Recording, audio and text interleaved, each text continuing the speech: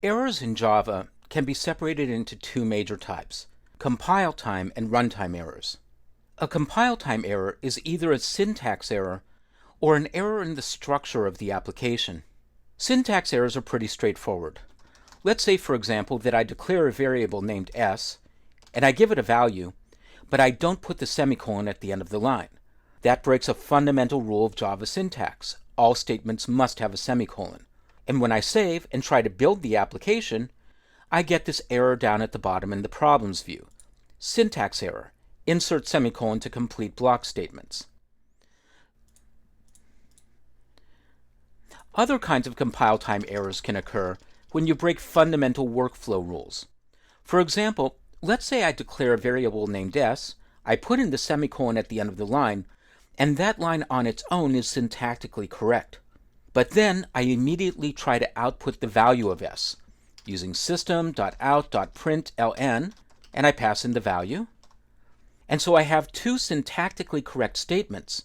But when I save the application, once again I get an error in my problems view.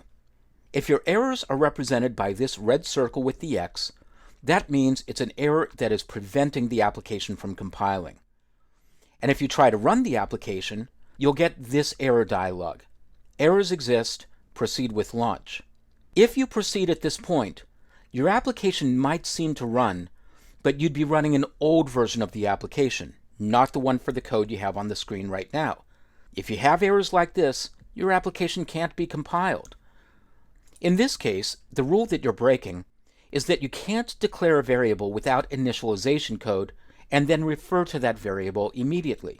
The most common fix to this is to add equals null, and that would make it so that the compiler decided you knew what you were doing. Because I declared the variable and gave it an initial value, I can now compile and run. And when I run the application, I just get the word null. So that's a compile time error. The other type of error is a runtime error. These are errors that occur because you break some rule that can't be caught by the compiler, but when you run the application, the error is so bad it just kills the application. It crashes it. Here's a very simple error that occurs a lot. I'm going to declare a new string array variable. I'll just name it strings. And I'll give it an initial value of one item. Welcome. This is one way of declaring an array in Java, by wrapping a comma delimited list inside a pair of braces.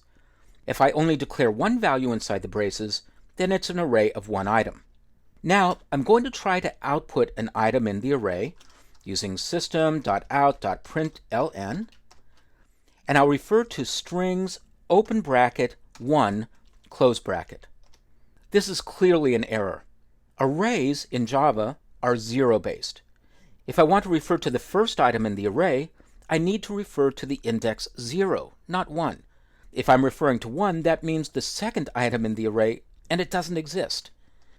When I save my changes, the compiler says, looks good to me, and I don't see any problems in the problems view. But when I run the application, I get a big old error, and my application just stops working. Exceptions in Java cause the application to quit, unless you've handled them yourself.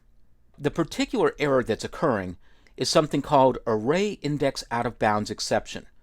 In the next video, I'll talk a little bit more about exception classes or exception objects, the kind of objects that are generated in Java when an exception occurs, and how you can look at the exception object both in the Java debugger and in your own code.